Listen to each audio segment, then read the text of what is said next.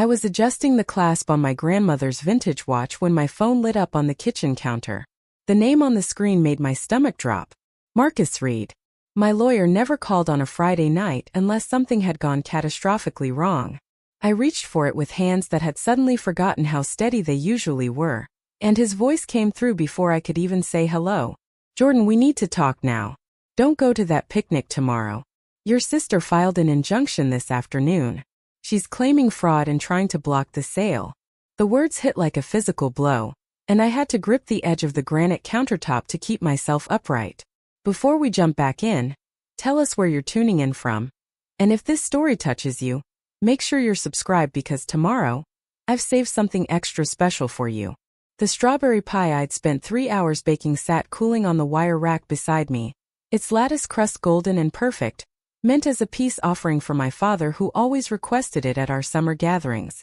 The entire thing suddenly looked absurd, a relic from a version of reality that had just evaporated. I thought about tomorrow's picnic at Willow Creek Park, about my sister's text from 2 days ago suggesting we arrive early to help set up, about how I'd actually believed we were finally moving past years of tension. Instead, she'd been preparing to destroy me. The morning had started with such ordinary hope. I'd woken up in my loft in the Alberta Arts District with sunlight streaming through the tall windows, turning everything warm and gold. For the first time in months, I wasn't thinking about cap tables or due diligence or the 1,000 microscopic details that went into selling a company. I was thinking about family, about the fact that my parents had actually sounded pleased when I told them about the TitanEdge acquisition, about how even Victoria had seemed genuinely happy for me during our last phone call. She'd said all the right things, asked all the appropriate questions about the timeline and the terms, laughed when I admitted I still couldn't quite believe it was real. 7 years of 18-hour days and missed holidays and relationships that withered from neglect. All of it finally crystallizing into something tangible. $200 million. The number still didn't feel real when I said it out loud, but it represented more than money. It represented validation, proof that I hadn't been foolish to walk away from the corporate job everyone expected me to take. Evidence that my instincts about the market had been correct when every advisor told me I was too early or too ambitious or too naive. I'd driven to the bakery supply store on Hawthorne to get the specific vanilla extract my father preferred, the kind that came in the small glass bottles with the faded labels. I'd picked through containers of strawberries at the farmer's market until I found ones that were perfectly ripe, but still firm enough to hold their shape when baked. These small rituals felt important, like I was rebuilding something that had been carefully dismantled over the past few years.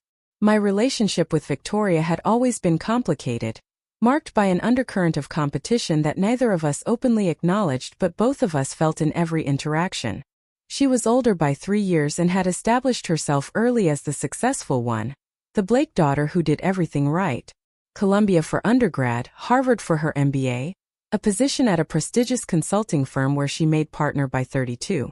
My parents had framed her achievements like merit badges, displaying them prominently in conversations with friends and relatives. And I had been the other one, the kid who was smart enough but lacked direction, who changed majors twice and graduated with a degree in computer science that I barely used in any conventional sense. When I started Nexus Analytics in a converted warehouse space with 2 college friends and a maxed-out credit card, Victoria's response had been a patronizing smile and a comment about how everyone needs to get the entrepreneurial phase out of their system.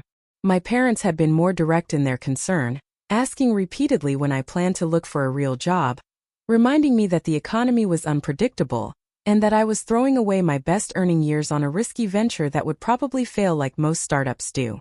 I'd listened to these assessments and felt the familiar weight of being underestimated, of being loved in that abstract familial way that doesn't quite translate into belief or support.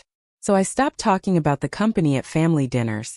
I stopped mentioning the clients we were signing or the revenue milestones we were hitting. I let them assume it was a hobby that would eventually run its course, and I poured everything I had into proving them wrong in a way that wouldn't require their approval. The watch on my wrist had belonged to my grandmother, my father's mother, who died when I was 15. She'd been a public school teacher for 40 years, the kind of woman who kept immaculate records and showed up early to everything and believed that discipline was a form of love. I'd inherited her methodical nature, her tendency to create systems and track patterns, her inability to leave problems unsolved. The watch was a Timex from the 70s, nothing fancy or valuable, But she'd worn it every day and it still kept perfect time. I put it on this morning thinking about continuity, about honoring the people who came before while building something new. Now it felt like a talisman against whatever was coming, a reminder that I came from people who endured.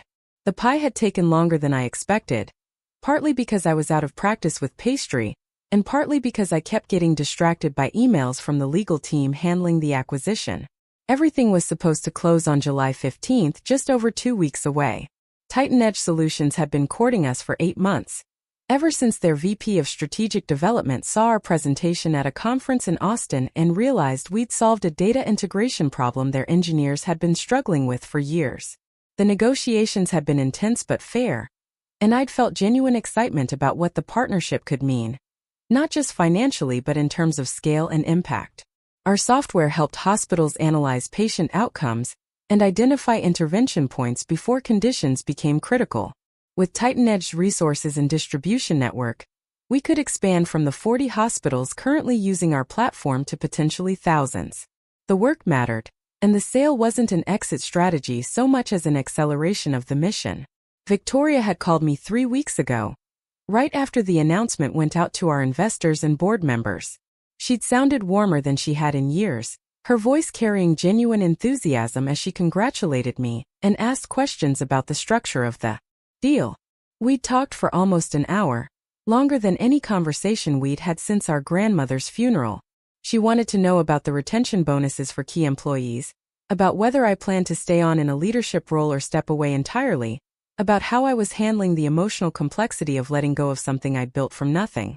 I'd felt something loosen in my chest during that call, a tension I'd been carrying for so long I'd forgotten it was there. Maybe this success would finally dissolve the invisible hierarchy that had defined our relationship. Maybe she could see me as a peer now instead of her underachieving younger sibling, who needed guidance and correction. She'd even suggested the picnic, framing it as a celebration. "Let's do the summer gathering at Willow Creek like we used to," she'd texted. "You deserve to have the family acknowledge what you've accomplished." I'd read those words multiple times, looking for sarcasm or hidden barbs, but they seemed sincere. So I'd agreed, and I'd offered to bring the strawberry pie, and I'd allowed myself to imagine a version of tomorrow where my parents looked at me with uncomplicated pride and Victoria raised a glass in a toast that didn't carry any undertones of rivalry or resentment. I'd imagine my nephew asking me questions about how computers work and my brother-in-law Derek actually engaging in conversation instead of checking his phone. I'd imagine feeling like I belonged in my own family. The kitchen in my loft smelled like butter and fruit and caramelized sugar, and I'd been thinking about what to wear tomorrow, whether to keep it casual or acknowledge the significance of the moment with something slightly more formal. I'd been thinking about whether to bring printouts of press coverage to share or if that would seem like bragging. I'd been thinking like someone who still believed her family operated in good faith, and the naivety of it made me feel physically ill now that Marcus's words were still echoing in my ears. "Your sister filed an injunction. She's claiming fraud, trying to block the sale." I made myself breathe slowly and deliberately, the way my old therapist had taught me during the early days of the company when the stress felt like it might crack me open. Marcus was still talking, his voice steady but urgent, explaining that Victoria had submitted a filing claiming I'd misrepresented company financials to inflate the sale price, that I'd hidden liabilities and overstated our client retention rates, that the entire deal was built on fraudulent projections designed to enrich myself at the expense of other stakeholders. The accusations were specific enough to sound credible and vague enough to be hard to disprove quickly. She'd timed it perfectly, filing late on a Friday afternoon when courts were closing and everyone involved in the acquisition would be unreachable until Monday. The goal was clearly to create chaos and doubt, to make TitanEdge question whether they'd done adequate due diligence, to introduce enough uncertainty that they might walk away from the deal entirely. I asked Marcus how this was possible, how Victoria would even have standing to file such a claim when she had no ownership stake in Nexus Analytics and no formal connection to the company. His pause told me the answer was worse than I'd anticipated. "She's claiming whistleblower status," he said carefully. "Preparing and narrating this story took us a lot of time, so if you are enjoying it, subscribe to our channel, it means a lot to us." Now back to the story. She's stating that she became aware of the fraud through family conversations and felt morally obligated to come forward. She's also submitted testimony from your parents corroborating that you discussed the sale in ways that suggested you were aware the numbers were inflated. My vision actually blurred for a second, the kitchen tilting sideways before I forced it back into focus. My parents. They were backing her claim, providing statements that would be used to destroy me in court and torpedo the biggest achievement of my professional life. I thought about every dinner where I'd carefully avoided discussing specifics about the company, because I knew it made them uncomfortable when I talked about anything they couldn't immediately understand or categorize. I thought about the handful of times I had shared details, usually when pressed, trying to help them grasp the scope of what we were building. I'd shown them charts and metrics, walked them through client testimonials, explained the validation process that confirmed our accuracy rates. I'd done this not to brag but to bridge the gap, to give them a window into my world so they might understand why I'd chosen this path. And apparently every word had been cataloged and weaponized, twisted into evidence of fraud by the people who were supposed to protect me. Marcus was asking if I could come to his office tonight, saying we needed to start building a defense immediately, but I was still stuck on the image of my family sitting around a table strategizing about how to destroy me. Had they planned this during Sunday dinners while I was working late at the office? Had they rehearsed their statements together, making sure their stories aligned? The betrayal was so complete and so calculated that I couldn't find the edges of it, couldn't identify where legitimate concern might have twisted into malice. I heard myself tell Marcus I'd be there in 30 minutes, and then I was moving through the apartment on autopilot, pulling on jeans and a sweater, grabbing my laptop bag, checking that I had my keys and wallet. The strawberry pie sat on the counter, perfect and pointless, and I had a wild impulse to throw it against the wall just to watch it explode into a mess of fruit and crust and wasted effort. Instead, I covered it with foil and put it in the refrigerator, which felt like an even more pathetic response, preserving something that would never be eaten for a gathering that would never happen. I caught my reflection in the darkened window above the sink, and the woman looking back at me seemed like a stranger, someone foolish enough to believe that success could erase years of casual dismissal and calculated undermining. The watch on my wrist caught the light, its second hand ticking forward with relentless consistency, and I made myself focus on that steady progression. Time was still moving. The world hadn't actually ended. I just had to figure out how to keep standing in it. The drive to Marcus Reed's office in the Pearl District normally took 15 minutes, but traffic was backed up from an accident on the Burnside Bridge, and I sat in my car watching the brake lights ahead of me glow red in the gathering dusk. My hands were clenched around the steering wheel hard enough that my knuckles ached, and I kept replaying Marcus's words in my head, trying to make them mean something different than what they clearly meant. She's claiming whistleblower status. Your parents corroborated. The phrases looped endlessly, each repetition driving the reality deeper into my consciousness until I couldn't pretend I'd misunderstood or that there was some reasonable explanation waiting to smooth everything over. I'd built Nexus Analytics with two other founders, both of whom had moved on to different ventures after we secured Series B funding 3 years ago. They'd wanted to cash out their equity and pursue other opportunities, and I'd bought them out using a combination of investor capital and personal loans that had taken me 2 years to fully repay. The company was mine in every sense that mattered, legally and practically, and I'd steered it through expansion phases and market downturns, and the countless small crises that define startup life. Every financial statement had been audited by external firms. Every projection had been stress-tested by analysts who got paid specifically to find holes in optimistic assumptions. The idea that I'd somehow fabricated numbers or misrepresented our position was so absurd that I couldn't even begin to construct a defense against it, because the premise itself defied reality. But that was the insidious genius of Victoria's approach. She wasn't claiming I'd committed obvious fraud that could be easily disproven. She was suggesting a pattern of subtle inflation, of massaging figures just enough to create a misleading picture without technically lying. It was the kind of accusation that required extensive documentation to refute, that would force us to open every aspect of our financials to scrutiny and justify every projection and assumption. Even if we proved conclusively that nothing improper had occurred, the process would take weeks or months, and TitanEdge would be long gone by then. They were a public company with shareholders and quarterly earnings calls, and a pristine reputation to maintain. The whiff of controversy around an acquisition would be enough to make them walk away, regardless of whether the accusations had any merit. Traffic finally started moving, and I merged onto the bridge, the Willamette River dark and smooth below me. I'd chosen Portland deliberately when I was deciding where to establish the company, drawn by the combination of tech infrastructure and lower costs compared to San Francisco or Seattle. I'd wanted to build something outside the traditional startup ecosystem, to prove that innovation didn't require proximity to Sand Hill Road. The city had been good to me in ways that went beyond business metrics. I'd found a community here. People who understood what it meant to pour yourself into something that might fail, who celebrated small victories because they knew how hard won they were.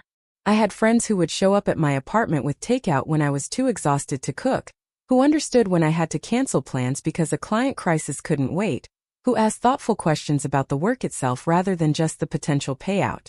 None of those people were related to me by blood, and I felt the weight of that distinction now in a way I'd never allowed myself to fully acknowledge.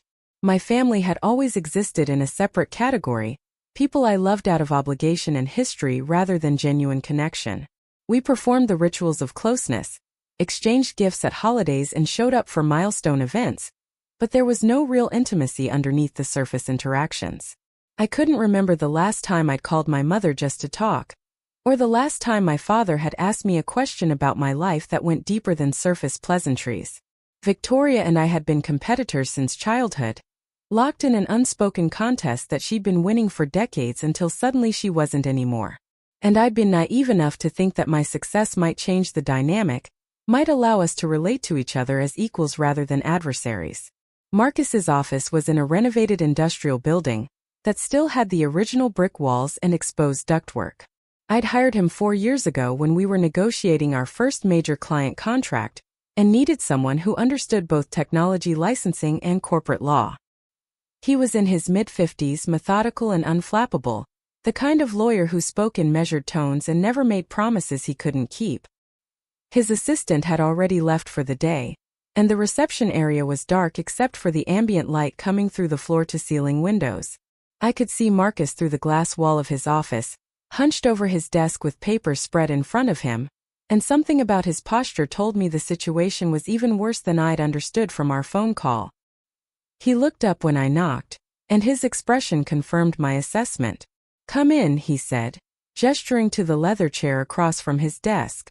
"I need to walk you through exactly what your sister filed, and then we need to talk about response strategy." I sat down, placing my bag on the floor beside me, and waited for him to organize his thoughts. Marcus was the kind of person who presented information in logical sequence, building arguments brick by brick, and I knew better than to rush him. He slid a document across the desk toward me, and I recognized the header from court filings I'd reviewed during various corporate legal matters. Petition for temporary restraining order and preliminary injunction, it read, and below that, Victoria Blake versus Jordan Blake and Nexus Analytics LLC. Seeing my own name in that context felt surreal, like reading about a character in a story rather than my own life. Marcus walked me through the filing page by page, his voice steady as he translated legal language into plain English. Victoria was claiming that I'd systematically misrepresented Nexus Analytics' financial position to TitanEdge Solutions during acquisition negotiations. Specifically, she alleged that I'd inflated our monthly recurring revenue by counting pilot programs as full contracts, that I'd understated our customer churn rate by using deceptive measurement periods, and that I'd hidden significant technical debt that would require millions in additional investment to resolve. Each accusation was accompanied by what she claimed was supporting documentation, though Marcus noted that most of it consisted of her own affidavits rather than actual company records. The truly damaging part was the testimony from my parents. According to their sworn statements, I had discussed the TitanEdge acquisition during multiple family dinners, and had made comments suggesting I was aware the financial projections were optimistic to the point of being misleading. My father claimed I'd said something along the lines of, "They're buying the story more than the numbers," which he interpreted as an admission that the underlying metrics didn't support the valuation. My mother stated that I'd seemed anxious and evasive when asked direct questions about client retention, which she took as evidence of guilty knowledge. Neither of these recollections bore any resemblance to conversations I actually remembered having, but they were specific enough to sound credible, and they came from people who theoretically had no motive to lie about their own daughter. I felt something cold and hard settling in my chest as Marcus continued his analysis. This wasn't just a legal attack. It was character assassination. An attempt to paint me as fundamentally dishonest and incompetent. Victoria had constructed a narrative in which I was a desperate founder willing to commit fraud to secure a payout I didn't deserve. Someone whose own parents had observed troubling behavior and felt compelled to support whistleblower claims. The timing was calculated to cause maximum damage with minimum opportunity for response. By filing late Friday, she'd ensured that TitanEdge's leadership would spend the entire weekend wondering if they'd been conned, that their lawyers would be drafting memos about liability exposure, that their board would be questioning whether to proceed with the acquisition at all. Marcus finished his explanation and sat back in his chair, watching me with the kind of careful attention that suggested he was assessing my stability. "How are you holding up?" he asked, and the gentleness in his voice almost broke something in me. I wanted to scream or cry or put my fist through the glass wall of his office, but instead, I took a slow breath and forced myself to think strategically rather than emotionally. "What do we do?" I asked. "What's the actual process from here?" He nodded, appreciating that I was asking practical questions instead of dissolving into panic. "We have until Wednesday to file our response," he said. "That means we have 4 days to gather every piece of documentation that proves your financial statements were accurate, to get affidavits from your auditors and investors confirming proper due diligence, to build a paper trail that contradicts every single one of her accusations. 4 days. The timeline felt simultaneously too short and agonizingly long. I thought about the team at Nexus Analytics, the 37 employees who'd put their faith in my leadership, and who were probably going to spend their weekend reading news articles about fraud allegations against their CEO. I thought about the investors who'd backed us through multiple funding rounds, who'd be getting calls from their limited partners asking if they'd been aware of any irregularities. I thought about the hospitals using our software to make critical care decisions, and whether they'd lose confidence in our product because of questions about the integrity of the company behind it. The damage was already spreading, metastasizing through every network I'd spent years building, and we hadn't even begun to fight back yet. Marcus was pulling up files on his computer, creating a task list of documents we'd need to compile, and people we'd need to contact. I watched him work and felt a strange disconnection from my own body, as if I was observing this scene from outside myself. The rational part of my brain understood that we had a strong case, that the truth was on our side and we had evidence to prove it.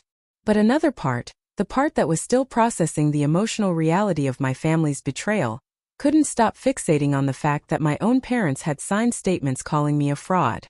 They'd put their names on legal documents asserting that I was dishonest and untrustworthy. They'd chosen Victoria's version of events over mine without apparently even asking me for my perspective. I realized Marcus was asking me a question and I'd completely missed it. "Sorry," I said, forcing myself to focus. "What did you say?" He repeated himself patiently. "I need you to think carefully about any conversations you had with Victoria about the acquisition. Anything she might have taken out of context or misinterpreted. We need to understand what she thinks she knows and where her information came from." I closed my eyes and tried to reconstruct the phone call from 3 weeks ago. The one where she'd sounded so warm and supportive. She'd asked detailed questions about the deal structure, about how we'd arrived at the valuation, about what due diligence TitanEdge had conducted. At the time, I'd interpreted her interest as genuine curiosity, maybe even a hint of professional respect. Now I understood she'd been gathering ammunition, collecting information she could twist into evidence of wrongdoing. I told Marcus about the conversation, trying to remember her exact questions and my responses. She'd asked specifically about our revenue recognition policies, about how we categorize different types of client contracts. I'd explained that we followed standard SaaS accounting practices, that everything was reviewed by external auditors, that TitanEdge's financial team had spent months verifying our numbers. I'd been proud of how thorough and transparent the process had been, proud that we'd passed every level of scrutiny with our integrity intact. But Victoria had apparently heard something different in those explanations, or had chosen to interpret them differently, turning my confidence into arrogance and my transparency into evasion. Marcus made notes as I talked, occasionally asking clarifying questions about timing or specific phrases I'd used. When I finished, he sat back and tapped his pen against his desk in a rhythm that suggested he was processing multiple scenarios simultaneously. "Here's what I think is happening," he said finally. "Your sister isn't actually trying to prove fraud. She's trying to create enough doubt and delay that TitanEdge walks away from the deal. She doesn't need to win in court. She just needs to win in the court of public opinion and corporate risk assessment. If she can make this messy enough, expensive enough, time-consuming enough, then she achieves her goal even if every allegation is eventually disproven. The clarity of his assessment was almost comforting in its grimness. At least I understood the game now, understood that this wasn't about truth or justice but about sabotage and destruction. But understanding the strategy didn't tell me why Victoria wanted to destroy me in the first place. What did she gain from tanking the acquisition? We weren't competing for the same resources or recognition anymore. My success didn't diminish hers in any objective sense. Unless that was exactly the problem. Unless after 34 years of being the accomplished Blake daughter, she couldn't tolerate the idea of me surpassing her, of my achievements becoming the central narrative in our family's story. I said as much to Marcus, and he nodded slowly. Motivations matter for building our narrative, he said, but they won't be enough to win the case. We need to focus on facts and evidence, on documents that can't be disputed. I need you to go home tonight and write down everything you remember about conversations with your family regarding the company. Dates, locations, who else was present, what was actually said. We'll compare your recollection against their statements and look for contradictions. Meanwhile, I'll start reaching out to your auditing firm and your investors. We need affidavits confirming that your financials were properly vetted and that no irregularities were identified during due diligence. The plan made sense intellectually, but implementing it meant spending the weekend immersed in the mechanics of my own destruction, documenting every way my family had failed me while simultaneously proving I hadn't failed my company. I felt exhausted just thinking about it, but I also felt something else beginning to take shape underneath the exhaustion. Anger, clean and cold and clarifying. Victoria had made a choice when she filed that petition. She'd chosen to try to destroy something I'd built with my own hands. Something that mattered beyond personal ambition or family dynamics. She'd chosen to jeopardize the livelihoods of 37 employees and the potential healthcare outcomes for thousands of patients, all in service of some petty jealousy she couldn't overcome through honest competition. And my parents had chosen to enable her, to provide the veneer of credibility her accusations needed to be taken seriously. Those choices had consequences, and I was going to make sure they understood that. Marcus was still talking, outlining next steps and deadlines, but I was already several moves ahead, thinking about what came after we defeated the injunction. Because we would defeat it. The evidence was on our side, and I had resources Victoria didn't anticipate. I had a company full of people who knew my character and my competence. I had investors who'd watched me navigate crises and deliver results. I had years of documented success that contradicted the narrative she was trying to construct. What I didn't have anymore was any illusion about the nature of my family relationships, and the loss of that illusion was strangely liberating. I left Marcus's office after 10 with a list of tasks and a timeline that would consume my entire weekend. The parking garage was nearly empty, my footsteps echoing off concrete as I walked to my car. The city outside was alive with Friday night energy, people heading to restaurants and bars, couples walking hand in hand toward the waterfront. I'd planned to be at the picnic tomorrow by noon, had imagined myself helping set up tables and playing with my nephew and accepting congratulations with appropriate humility. Instead, I'd be in my apartment surrounded by spreadsheets and legal documents, building a defense against accusations that should never have been necessary to refute. My phone had been buzzing intermittently throughout the meeting with Marcus, and I finally looked at the messages once I was in my car. 3 texts from my mother, each one more insistent than the last. Jordan, we need to talk before tomorrow. Call me when you get this. It's important. I stared at the words, trying to imagine what conversation she thought we needed to have.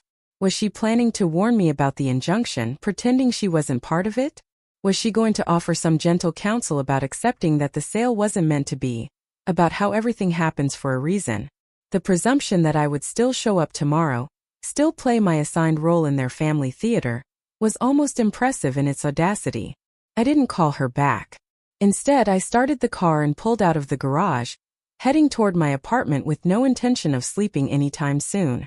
The work ahead of me was massive and urgent, but I felt a strange clarity settling over me as I drove through the quiet streets. My grandmother's watch ticked steadily on my wrist, marking time that couldn't be recovered or rewound. Victoria had made her move, and now I would make mine. But first, I needed to understand exactly how deep the betrayal went, and that meant examining every interaction I'd had with my family over the past 6 months. Somewhere in those conversations was the moment they decided I was expendable, and I was going to find it. The next 72 hours passed in a blur of documentation and revelation. I transformed my dining table into a command center, covering it with printouts and sticky notes and color-coded folders. Marcus had sent over Victoria's complete filing early Saturday morning, and I'd read through it methodically, highlighting every specific claim that needed to be refuted. The document was 53 pages long, dense with legal language and financial terminology, but the underlying message was simple and brutal. Jordan Blake is a fraud who manipulated data to enrich herself, and her own family witnessed the deception firsthand. I started with the easiest accusations to disprove, the ones based on objective financial records. Victoria claimed we'd inflated monthly recurring revenue by counting pilot programs as full contracts. I pulled up our accounting system and generated reports showing exactly how we categorized different contract types. Pilot programs were clearly designated as such, with separate revenue recognition policies that followed generally accepted accounting principles. They were never included in our MRR calculations, and I had email chains with our auditors confirming the appropriate treatment. I compiled everything into a folder and sent it to Marcus with a subject line that read, Accusation 1 refuted.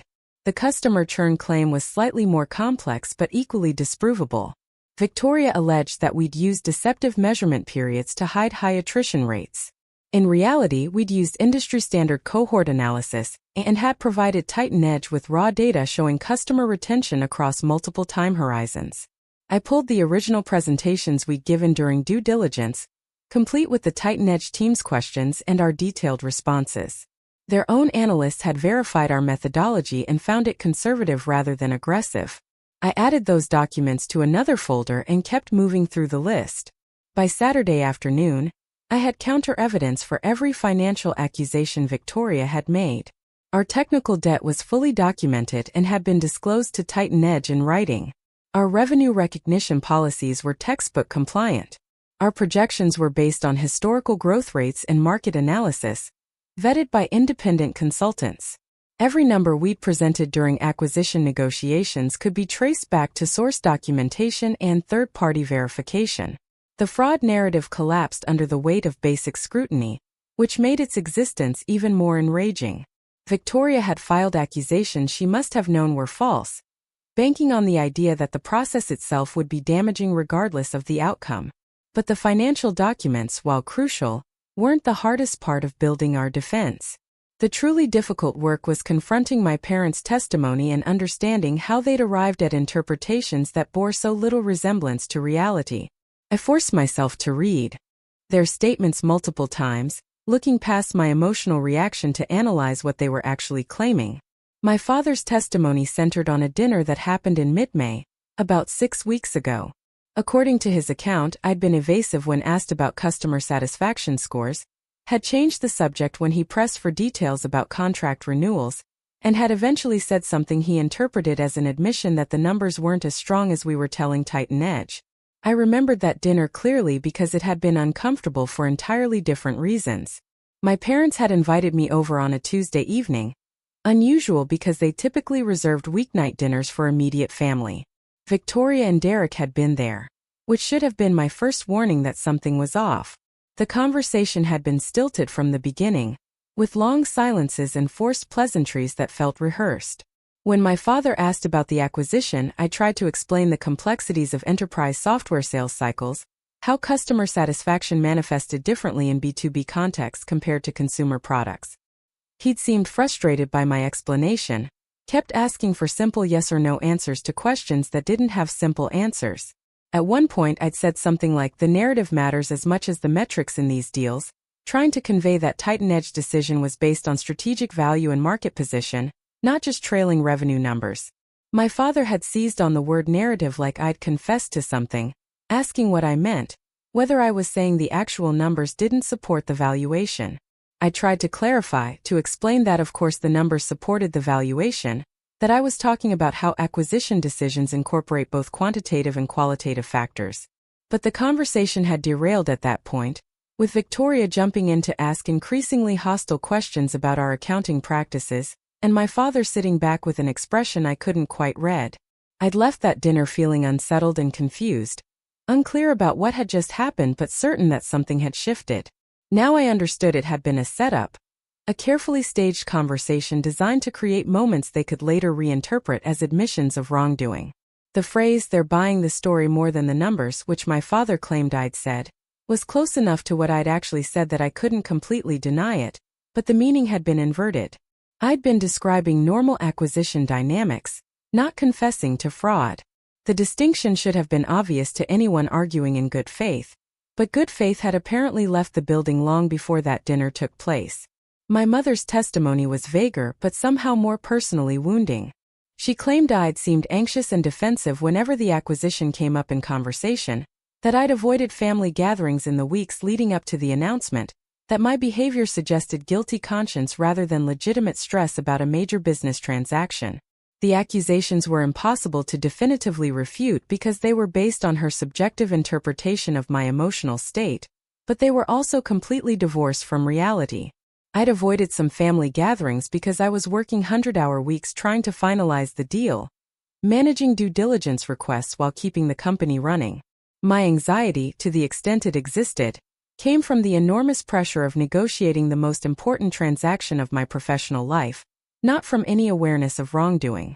But my mother had chosen to interpret my behavior through the least generous lens possible, to assume that stress indicated guilt rather than normal human response to high-stakes situations. And she'd put that interpretation in a legal document, sworn under penalty of perjury, knowing it would be used to destroy my reputation and tank the acquisition. I kept trying to find an explanation that didn't require accepting that my own mother would deliberately sabotage me, but the facts wouldn't support any alternative narrative. She'd made a choice, and the choice was clear. By Sunday morning, I had a different kind of clarity about what I was dealing with. This wasn't a misunderstanding that could be resolved through better communication. This wasn't a family conflict that could be smoothed over with time and goodwill. This was warfare, and my family had fired the first shot with the full intention of causing maximum damage. The appropriate response wasn't reconciliation. It was total victory followed by complete separation. I didn't need parents who would betray me for reasons I still didn't fully understand. I didn't need a sister whose jealousy was so consuming that she'd commit legal fraud to bring me down. What I needed was to win this fight decisively enough that they never considered trying again. Marcus called Sunday afternoon with news that shifted my perspective entirely. "I've been going through Victoria's filing in detail," he said, "and something wasn't adding up. Some of her accusations include information she shouldn't have access to. Internal financial data, client names for contracts that weren't public, specific details about our technology architecture." I'd been so focused on refuting the accusations that I hadn't stopped to question how Victoria knew enough to make them in the first place. Marcus continued, his voice tight with controlled anger. "I think someone inside Nexus Analytics has been feeding her information. We need to figure out who and how much they've shared." The implications crashed over me like cold water. Corporate espionage, breach of confidentiality agreements, potential theft of trade secrets. If someone on my team had been passing information to Victoria, the damage went far beyond the current injunction. It meant we had a security problem that could undermine the TitanEdge acquisition, even if we won in court. It meant someone I trusted with access to sensitive systems had violated that trust for reasons I couldn't begin to fathom. Marcus was already talking about next steps, about hiring a forensic IT specialist to trace the information leak, but I was thinking about the roster of people with access to the kind of detailed financial and technical data Victoria had referenced in her filing. It was a short list, maybe 8 or 9 people who had administrative access to our accounting systems and technical documentation. I trusted all of them, had worked alongside some of them for years, had promoted others based on their competence and loyalty. The idea that one of them had been systematically betraying the company felt impossible, but the evidence suggested otherwise. I told Marcus to proceed with the forensic investigation and promised to compile a list of people with relevant access levels. Then I sat at my dining table surrounded by the architecture of my defense and felt something that had been holding together finally start to fracture. Monday morning arrived with the kind of gray drizzle that made Portland feel like it was wrapped in gauze. I'd slept maybe 4 hours total over the weekend, sustained by coffee and the grim momentum of crisis management. My apartment looked like a legal war room, every surface covered with documents and laptop screens showing spreadsheets that I'd memorized by now. The forensic IT specialist Marcus had hired was scheduled to arrive at the Nexus Analytics office at 9, which meant I needed to be there early to prepare the team for what was about to happen. I also needed to look them in the eye and figure out which one of them had sold me out. The drive downtown felt surreal. Traffic moved with its usual Monday morning sluggishness, people in adjacent cars sipping coffee and checking their phones, completely unaware that my entire world had detonated over the weekend. I kept the radio off, preferring silence to the cheerful banter of morning show hosts discussing topics that felt like they belonged to a different universe. My grandmother's watch showed 7:45 when I pulled into the parking garage beneath Pioneer Tech Center. The building was mostly empty at this hour, just a few dedicated workaholics and cleaning staff moving through the lobbies and corridors. Nexus Analytics occupied the entire 6th floor, a space we'd expanded into 18 months ago when our headcount grew past 20. I'd been so proud of that expansion, of the ping-pong table and the standing desks and the kitchen area stocked with snacks and kombucha on tap. It had felt like evidence of arrival, proof that we'd graduated from scrappy startup to legitimate company. Now I walked through the space and saw it differently, wondering which desk belonged to the person who'd been feeding information to Victoria, whether they'd felt any hesitation before violating every principle of professional ethics and basic loyalty. My office was in the corner with windows overlooking the river.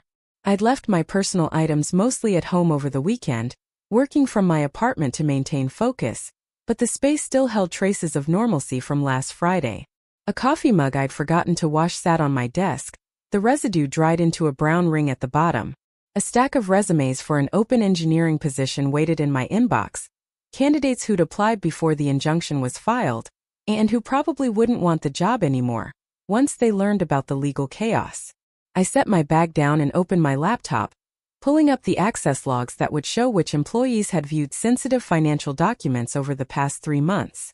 The forensic specialist arrived at 8:30, a woman named Kimberly Torres who came recommended by Marcus's firm. She was younger than I'd expected, maybe early 30s, with dark hair pulled back in a practical ponytail and the kind of direct gaze that suggested she'd seen every variety of corporate malfeasance and wasn't easily shocked. We shook hands and I led her to our server room, a climate-controlled space humming with equipment that stored every piece of data Nexus Analytics had ever generated. Kimberly set up her laptop and connected to our network with practiced efficiency, her fingers moving across the keyboard in patterns that looked almost like piano playing.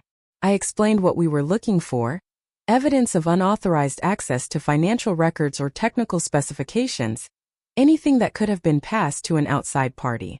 Kimberly nodded as I talked, occasionally asking clarifying questions about our security protocols and access hierarchies.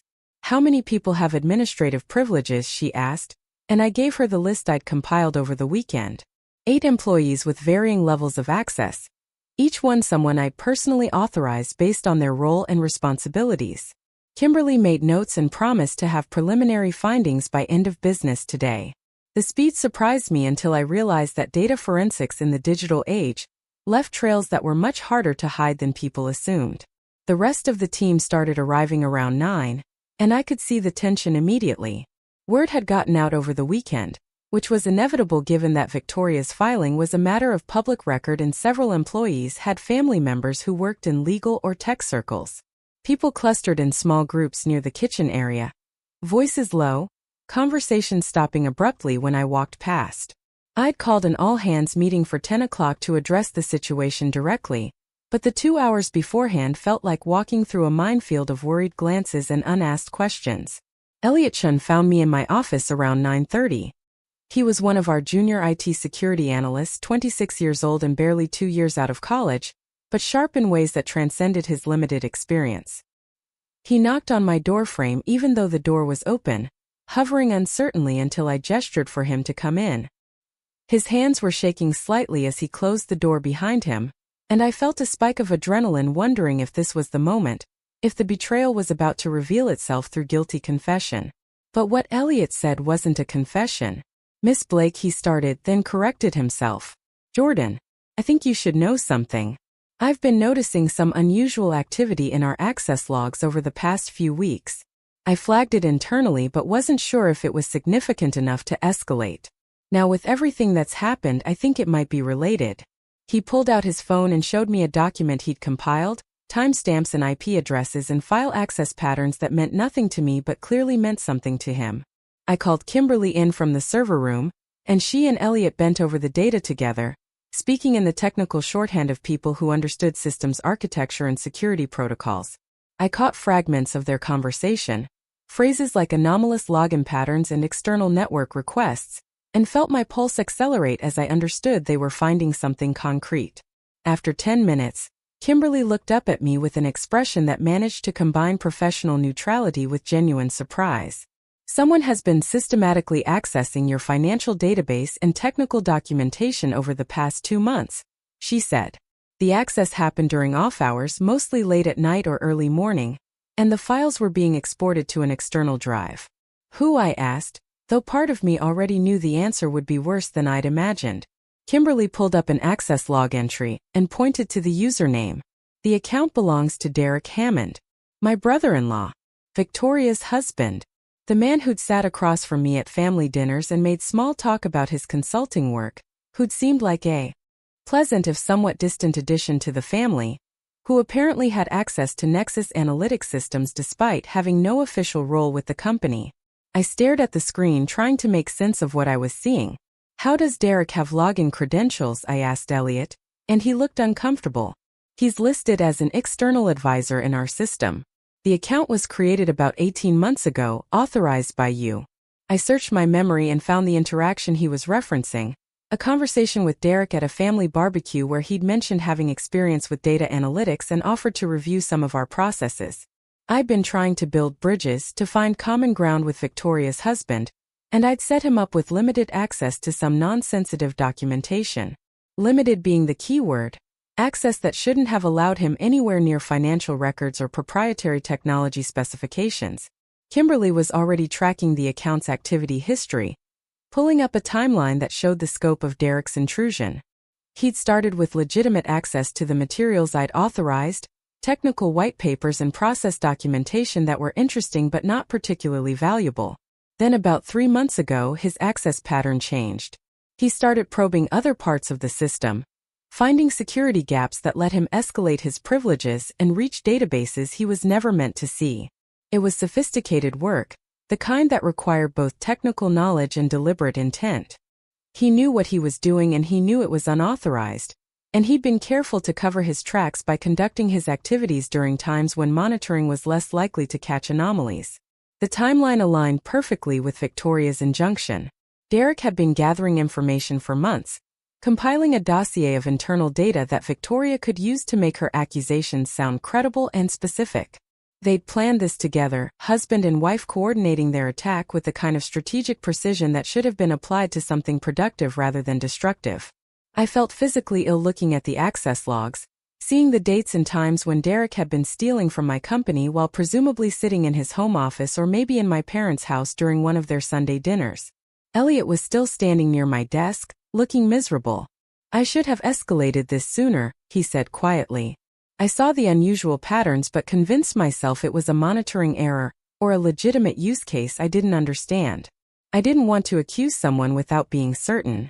I looked at him, this young analyst who'd done exactly what he was supposed to do by flagging potential issues, and who was now beating himself up for not having perfect hindsight. You did nothing wrong, I told him, and meant it. Derek had administrative credentials that made his access look authorized. You identified the anomaly and documented it. That's exactly the right response. Kimberly was printing out the access logs and compiling screenshots of Derek's activity. This is clear-cut unauthorized access, she said. Depending on what he did with the information he exported, you could be looking at criminal charges for corporate espionage and theft of trade secrets. She glanced at me to gauge my reaction, and I felt the cold clarity that had been building all weekend crystallize into something harder and sharper.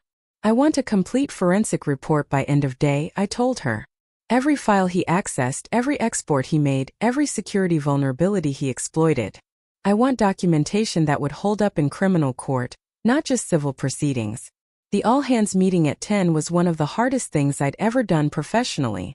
I stood in front of 37 people who trusted me to lead the company and told them about the injunction Victoria had filed, about the fraud accusations that were completely baseless, about the fact that we had a corporate security breach that was being addressed. I watched their faces cycle through shock and concern and anger, saw some of them making mental calculations about their stock options and whether they should start looking for new jobs, and I forced myself to project confidence I didn't entirely feel. I told them the truth as I understood it. We have irrefutable evidence that our financial statements are accurate and that no fraud occurred. We have documentation showing that TitanEdge conducted thorough due diligence and found our representations to be conservative rather than aggressive. We are going to defeat this injunction, close the acquisition, and emerge from this situation stronger than we went into it. What I didn't tell them was that my own family had orchestrated the attack, that my brother-in-law had committed federal crimes to gather ammunition for my sister's legal assault. Some details were too personal and too embarrassing to share, even with people who deserved transparency. The questions that followed were exactly what I would have asked in their position.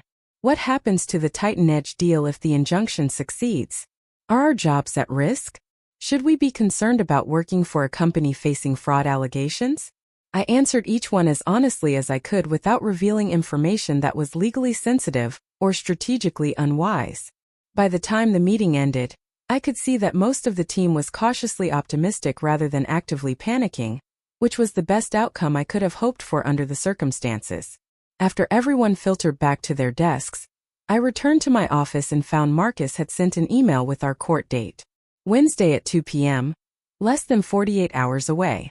Judge Patricia Holloway presiding, a federal judge with a reputation for no-nonsense efficiency and limited patience for frivolous litigation. Marcus seemed pleased with the assignment, noting in his email that Holloway was known for examining evidence carefully rather than accepting accusations at face value. That was good news, assuming our evidence was as strong as I believed it was. I spent the rest of Monday afternoon working with Marcus to organize our defense materials. We had binders of financial documentation, affidavits from our external auditors, detailed due diligence reports from TitanEdge's team, and now Kimberly's forensic analysis showing unauthorized access by Derek Hammond. The case we could present was comprehensive and damning, not to my credibility but to Victoria's. She'd filed accusations based on stolen information obtained through criminal activity, and she'd misrepresented that information to make legitimate business practices look fraudulent. But Marcus cautioned against overconfidence. Judges hate family disputes, he reminded me. They tend to assume everyone shares some blame and look for middle ground solutions. We need to make it absolutely clear that this isn't a family squabble that got out of hand. This is attempted corporate sabotage by someone with no legal standing and no legitimate grievance. The distinction mattered because it would determine how Judge Holloway framed the case in her own mind, whether she saw it as siblings fighting over money, or as a clear-cut attempt to interfere with a lawful business transaction through fraudulent means. Tuesday passed in a blur of preparation and mounting tension. TitanEdge's legal team had been copied on Victoria's filing, and had sent a carefully worded email expressing concern and requesting clarification. The subtext was clear enough. They were preparing their exit strategy. Drafting the press release that would announce the acquisition was being postponed pending resolution of legal questions. Marcus responded with a memo outlining our evidence and assuring them that the injunction would be defeated swiftly, but I could read between the lines of corporate speak well enough to know we were losing their confidence with each passing hour. I tried calling my mother Tuesday evening, breaking my self-imposed silence because I needed to understand if there was any possibility of resolution before we entered a courtroom and made this conflict permanently irreparable. She answered on the third ring, her voice careful and measured. "Jordan, I'm glad you called. We've been worried about you." The we in that sentence told me everything I needed to know about where her loyalties lay, but I pushed forward anyway. "Mom, I need to know if you understand what Victoria is actually doing. She's not protecting the family or looking out for my best interests. She's trying to destroy my company using information that was stolen through criminal activity."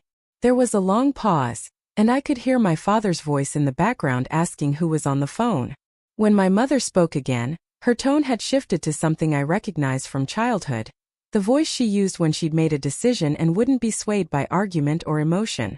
"Your sister is concerned about your judgment, Jordan. We all are. This sale happened so quickly, and the numbers involved are so astronomical, and you've been under so much stress. We just want to make sure you're making decisions for the right reasons and not being taken advantage of by people who see you as a means to their own enrichment." The careful wording, the subtle implications that I was somehow a victim who needed protection, the complete unwillingness to acknowledge that their actions were causing the harm they claimed to be preventing. I felt the last thread of hope snap cleanly. "You signed legal documents accusing me of fraud," I said, keeping my voice level through sheer force of will. "You provided testimony that will be used to destroy my reputation and harm people who depend on this company for their livelihoods. That's not concern. That's sabotage. And tomorrow in court I'm going to prove it." My mother's response was almost sad in its predictability. "You're upset and I understand that. But this will all work out for the best. Sometimes we need outside intervention to see situations clearly. Why don't you come over this weekend after everything settles down, and we can talk about next steps for the company. Maybe Victoria and Derek can help you restructure in a way that's more sustainable." The presumption that I would need their help, that this was all some elaborate intervention for my own good, that we'd all just move forward as if nothing significant had happened, was so disconnected from reality that I couldn't formulate a response. I ended the call without saying goodbye and sat in my apartment staring at my phone. The family I'd been born into, the people who were supposed to support me unconditionally, had chosen sides against me based on nothing but Victoria's jealousy and their own inability to accept that I'd succeeded beyond their expectations. There was no misunderstanding to clear up, no middle ground to find. There was just the clear fact of their betrayal and the equally clear necessity of my response. Tomorrow in court I would defend myself with every weapon I had. And after that, I would decide what it meant to be an orphan by choice rather than circumstance. Wednesday morning broke cold and clear. The kind of sharp autumn weather that made everything feel hyperreal and slightly fragile.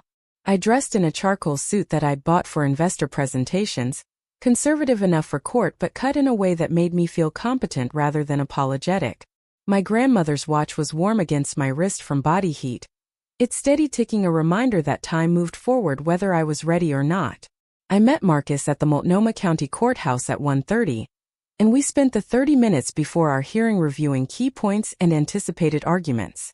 The courtroom was smaller than I'd expected, wood-paneled and formal in a way that felt like it belonged to an earlier century. Victoria was already seated at the plaintiff's table with her attorney, a sharp-faced man in his 50s who had a reputation for aggressive litigation. She dressed carefully too, in a navy dress that projected professional concern, and she didn't meet my eyes when I entered. Derek wasn't present, which made sense given that his criminal activity was likely to come up during proceedings. My parents sat in the gallery behind Victoria, my mother's hands folded in her lap in an attitude of patient waiting, my father's expression stern and judgmental. Judge Holloway entered promptly at 2, and we all rose. She was in her early 60s with steel gray hair and reading glasses that she peered over with the air of someone who'd heard every possible argument and wasn't impressed by most of them. The clerk called the case, and Victoria's attorney stood to present opening arguments. He painted a picture of a concerned sister who'd become aware of troubling information about financial misrepresentation, who tried to address the issue privately before reluctantly filing for judicial intervention to prevent harm to investors and other stakeholders. It was a smooth performance, hitting all the right notes of reluctance and civic duty, and I watched the judge's expression for any sign of how it was landing. She remained neutral, making occasional notes but giving nothing away. When Victoria's attorney finished and returned to his seat, Marcus stood and the entire energy in the room shifted. "May it please the court," he began, and then proceeded to systematically dismantle every accusation Victoria had made. He presented financial documentation showing that our accounting practices were not just legitimate but conservative. He submitted affidavits from external auditors confirming that they'd found no irregularities during their reviews. He provided excerpts from TitanEdge's due diligence reports showing that their team had verified our representations independently. Then Marcus introduced the evidence that changed everything. "Your Honor, we've discovered that the petitioner's accusations are based on information obtained through unauthorized access to Nexus Analytics computer systems. With your permission, I'd like to present testimony from our IT security analyst and forensic specialist. Judge Holloway nodded, and Elliot was called to the stand. He walked through his findings clearly and methodically, explaining how he'd noticed unusual access patterns and what those patterns revealed about Derek Hammond's activities. Kimberly followed with her forensic analysis, presenting a timeline of Derek's unauthorized access and the files he'd exported. She explained in language a non-technical person could understand how Derek had exploited security vulnerabilities to escalate his privileges and reach sensitive information he had no legitimate reason to view. The evidence was displayed on screens throughout the courtroom, timestamps and file names and export logs that told an unambiguous story of corporate espionage. I watched Victoria's expression crack as the presentation continued. Her attorney was making furious notes, clearly unprepared for this line of defense. When Kimberly finished her testimony, Judge Holloway removed her glasses and looked directly at Victoria. "Ms. Blake," she said, her voice carrying an edge that suggested her patience had limits. "Did you obtain the information underlying your petition from your husband? Did you know or have reason to believe that information was acquired through unauthorized access to computer systems?" Victoria's attorney tried to object, but Judge Holloway cut him off with a gesture. "This is a simple question that goes to the heart of the petition's validity. Ms. Blake, please answer." Victoria stood slowly, and for the first time since this nightmare began, I saw genuine fear in her face. She stammered something about relying on information that was shared with her, about not knowing the specific source, about having concerns that needed to be addressed regardless of how she became aware of them. Judge Holloway was unmoved. "The court finds that this petition is based on information obtained through unauthorized and potentially criminal access to the respondent's business systems. Even setting aside the question of criminal liability, the information was stolen and therefore cannot form the basis for legitimate legal action. Furthermore, the court finds no credible evidence of fraud or misrepresentation in the respondent's business practices. The financial documentation presented today demonstrates appropriate accounting practices and adequate disclosure. The petition for temporary restraining order and preliminary injunction is denied in its entirety." The gavel came down with a crack that seemed to echo long after the sound faded. Victoria's attorney was on his feet immediately, requesting a stay or an opportunity to present additional evidence, but Judge Holloway was already gathering her papers. "Counsel," she said without looking up, "I suggest you advise your client about the potential consequences of filing frivolous litigation and about her husband's exposure to criminal charges under the Computer Fraud and Abuse Act. This matter is closed." She left the bench, and the courtroom erupted into motion and noise. Marcus was shaking my hand and saying something about expected outcomes and strong evidence, but I was watching Victoria across the courtroom as reality settled over her like ash. Her attorney was speaking to her in low, urgent tones, probably explaining what Judge Holloway's comments about criminal liability actually meant, and I could see the exact moment comprehension replaced defiance in her expression. She'd gambled everything on this injunction succeeding, on creating enough chaos and doubt that the TitanEdge acquisition would collapse under its own uncertainty. Instead, she'd exposed herself and Derek to potential federal prosecution, lost decisively in a public forum, and accomplished nothing except proving that I was exactly who I'd always claimed to be. My parents remained seated in the gallery, frozen in their positions like they were waiting for someone to tell them what came next. I made myself walk past them without stopping, without acknowledging their presence, because anything I said in that moment would have been either devastating or meaningless, and I didn't have energy for either option. The courthouse hallway was bright with afternoon sun streaming through tall windows, and I stood there for a moment letting my eyes adjust while Marcus spoke with the clerk about filing additional motions.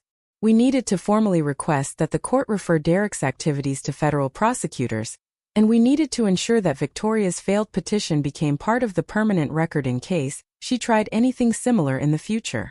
Elliot had followed us out of the courtroom, looking shell-shocked but quietly pleased. "Thank you," I told him and watched him process the weight of those words. "What you did took real courage.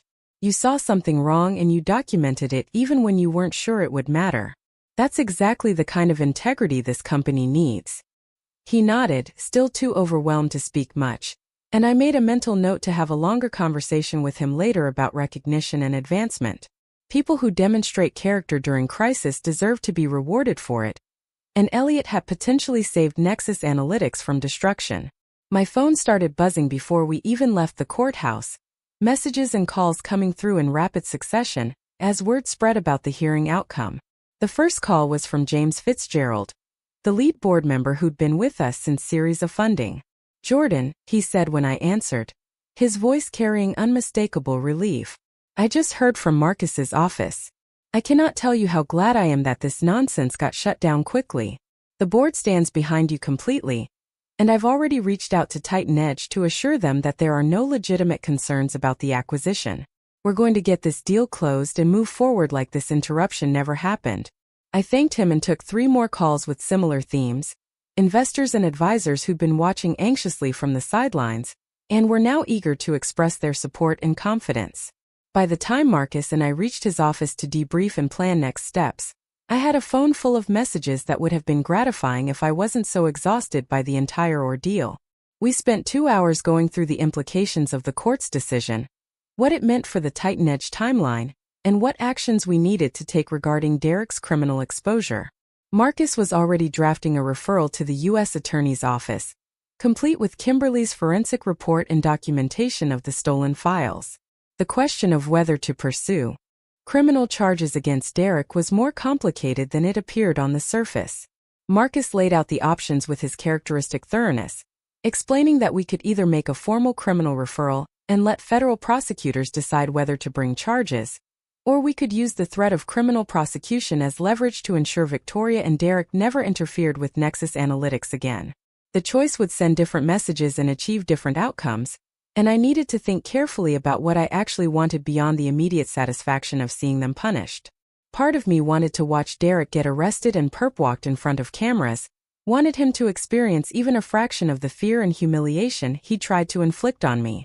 But another part recognized that pursuing maximum punishment would keep me tethered to this conflict for months or years, as the case wound through the justice system. I'd have to give depositions and testimony, relive the betrayal over and over, watch my family drama play out in public filings and court documents.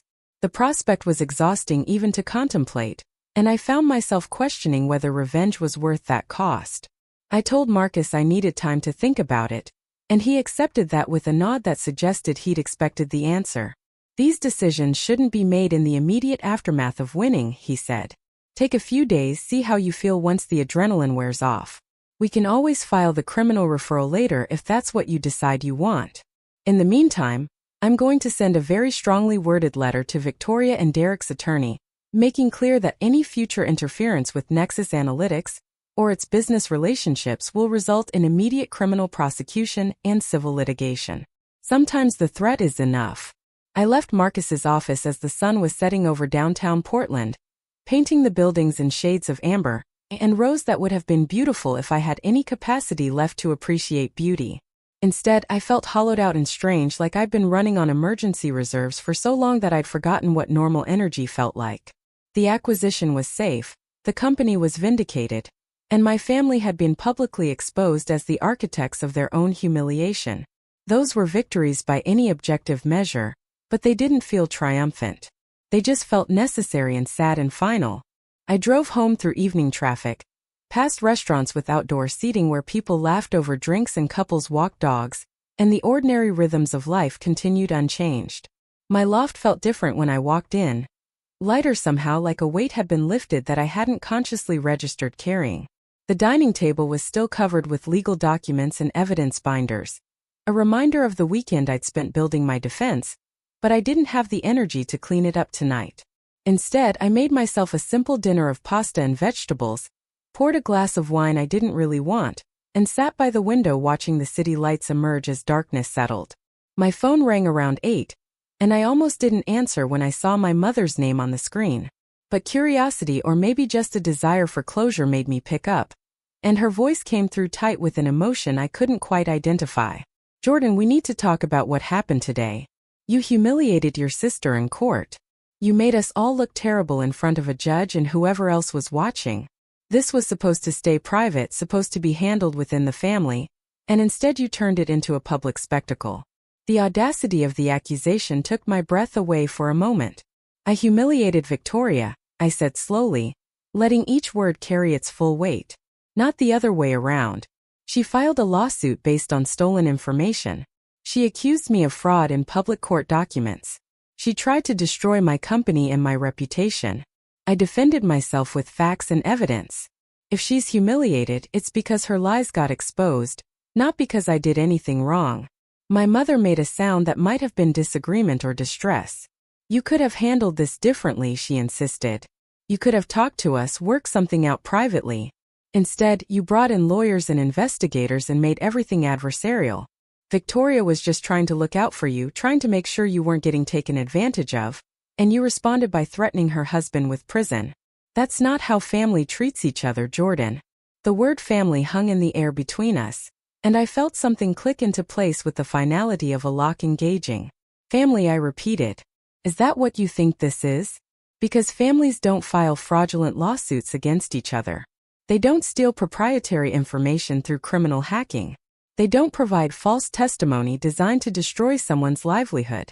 Victoria stopped being my family the moment she decided to sabotage me, and you stopped being my parents the moment you helped her do it. So let's not pretend this is about family loyalty or private handling of conflicts. This is about you choosing her over me, and now dealing with the consequences of that choice. There was silence on the other end of the line, and I wondered if my mother was processing what I'd said, or just waiting for me to apologize and back down like I probably would have done 6 months ago. When she finally spoke, her voice had gone cold in a way I'd rarely heard. You're being dramatic and ungrateful, she said. After everything we've done for you, all the support we've given over the years, this is how you respond to legitimate concerns? Fine. If you want to cut ties with your family over a business deal, that's your choice. But don't come crying to us when things fall apart, and you realize you burned bridges you can't rebuild.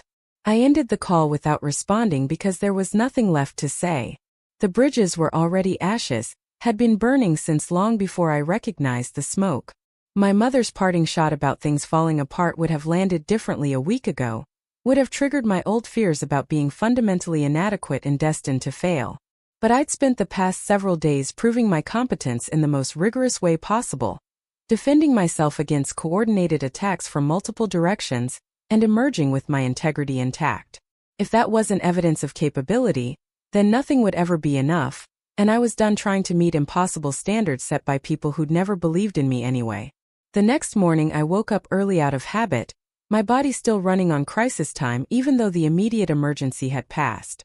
The Portland sunrise was doing its thing outside my windows, all soft grays giving way to pale gold, and I made coffee in the quiet apartment while checking email and messages.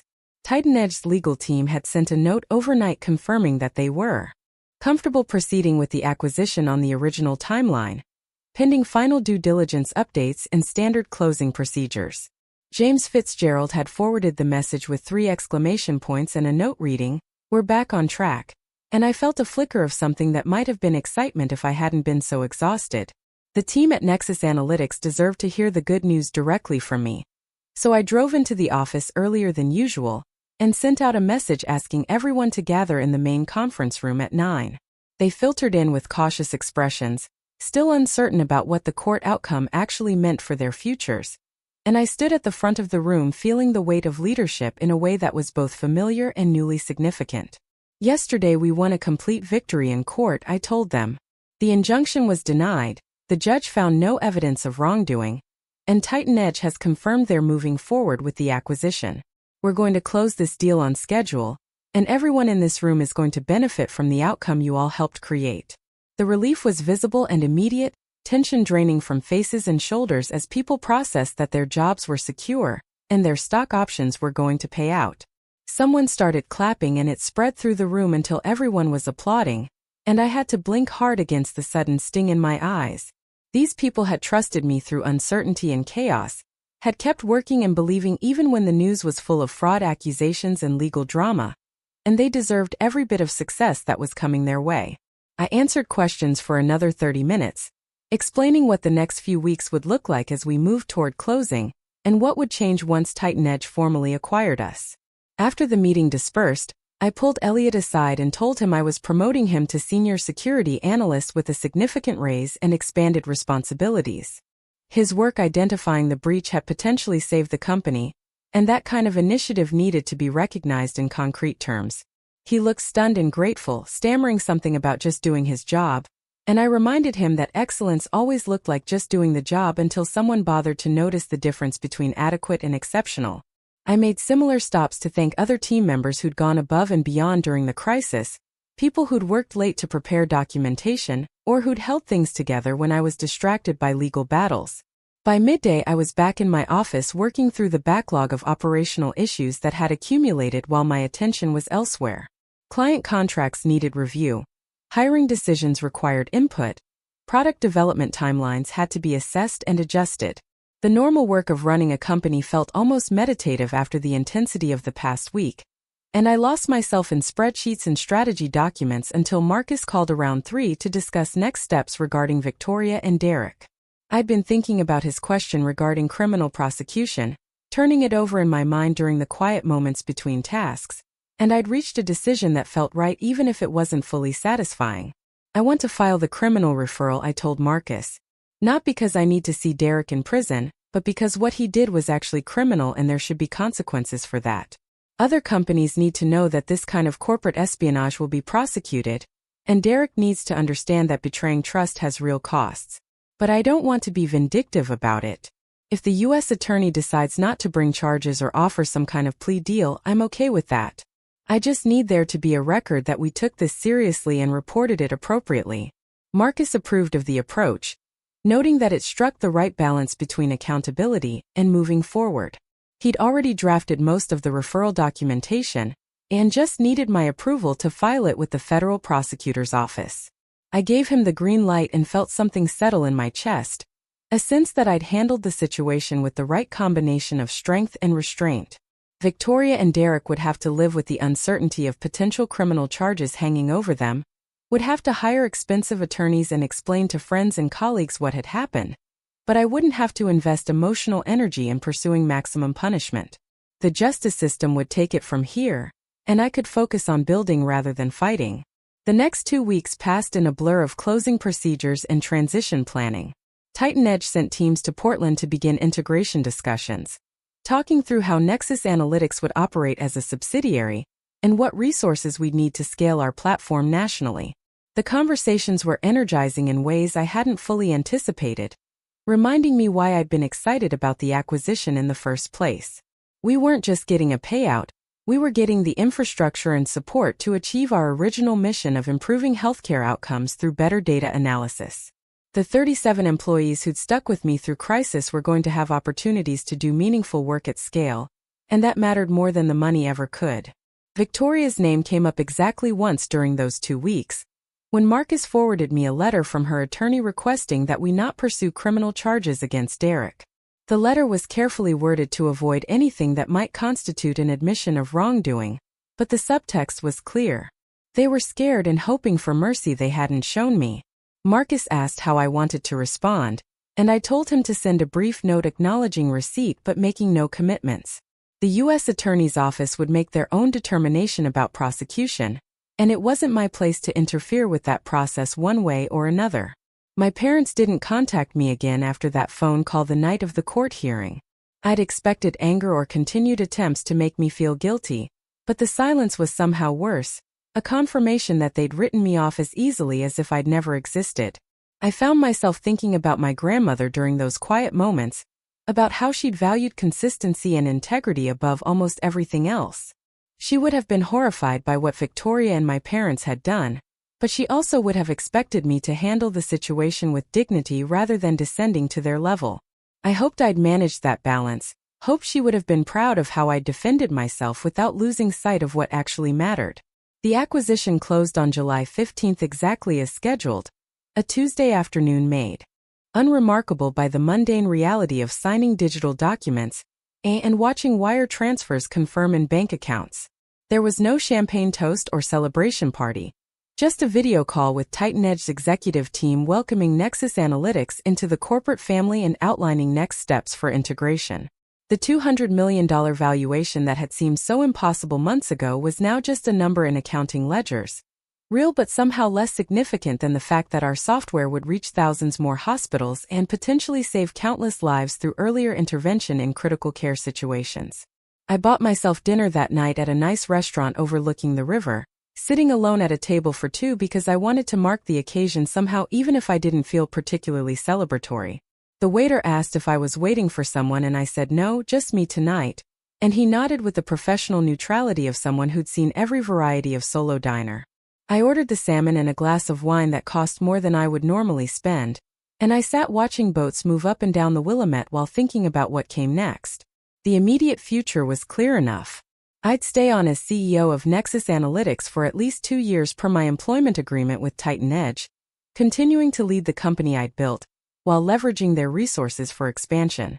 The team would grow, probably doubling in size over the next 18 months as we scaled operations. There would be new challenges around maintaining culture and managing integration, problems that were luxurious compared to fighting for survival but real nonetheless. I was looking forward to those challenges, to the opportunity to focus on building rather than defending, to work that mattered for reasons beyond proving my competence to people who'd never believe anyway. The longer-term future was hazier and somehow more interesting. After my employment agreement ended, I'd have both financial resources and credibility to pursue whatever came next. Maybe another startup addressing a different problem in healthcare or education. Maybe advisory work helping other founders navigate the gap between good idea and sustainable business. Maybe something completely different that I hadn't imagined yet. The possibilities felt wide open in a way they hadn't since I was 22, and just starting to figure out who I wanted to become. What I knew for certain was that I was done living my life in relation to my family's expectations or limitations. I'd spent 31 years trying to earn approval from people who decided long ago that Victoria was the successful daughter, and I was the supporting character in their family story. That narrative had never been true, but I'd internalized it enough that proving them wrong had felt desperately important. Now, after everything that had happened, I understood that their opinions of me had never been based on my actual capabilities or achievements. They were based on their own need to maintain a certain family hierarchy, and no amount of success on my part was going to change that dynamic. So I was letting it go, releasing them from the role I'd cast them in as eventual validators of my worth. They would never be proud of me in the uncomplicated way I'd wanted, would never celebrate my successes without qualification or comparison to Victoria. That was a limitation in them, not a deficiency in me, and I was done contorting myself trying to overcome it. The freedom in that realization was dizzying and a little terrifying. Like standing at the edge of something vast with no map to guide me forward. My grandmother's watch showed 8:30, time passing in its steady mechanical rhythm, regardless of human drama or family dysfunction. I paid my bill and walked out into the warm July evening. The city alive with people enjoying summer weather, and their own private celebrations or sorrows. My phone buzzed with a text from James Fitzgerald congratulating me again on the acquisition closing and suggesting we grab coffee next week to discuss board governance going forward. Another message came from Elliot asking a technical question about our security protocols, the kind of detail-oriented inquiry that made me glad I'd promoted him.